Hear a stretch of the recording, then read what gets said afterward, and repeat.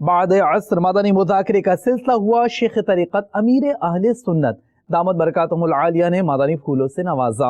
میرا امیر اہل سنت سے سوال ہے کہ ماہ رمضان کا نام رمضان کب رکھا گیا اور اس کی حکمت کیا ہے؟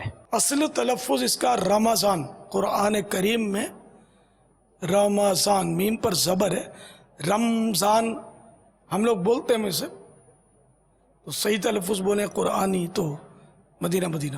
حضرت مفتی احمد یار خان علیہ رحمۃ الرحمن فرماتے ہیں،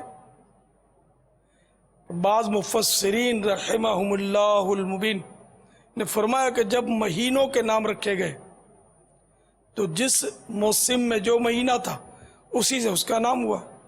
جو مہینہ گرمی میں تھا اسے رمضان کہہ دیا گیا، اور جو موسم بہار میں تھا اسے ربیع الاول، اور جو سردی میں تھا جب پانی جم رہا تھا اسے جمادی الاولیٰ کہا گیا۔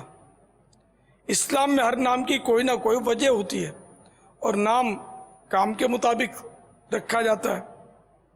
دوسری اصطلاحات میں یہ بات نہیں۔ ہمارے یہاں بڑے جاہل کا نام محمد فاضل اور بزدل کا نام شیر بہادر ہوتا ہے، اور بدصورت کو یوسف خان کہتے ہیں۔ اسلام میں یہ عیب نہیں۔ رمضان بہت خوبیوں کا جامع تھا، اسی لیے اس کا نام رمضان ہوا۔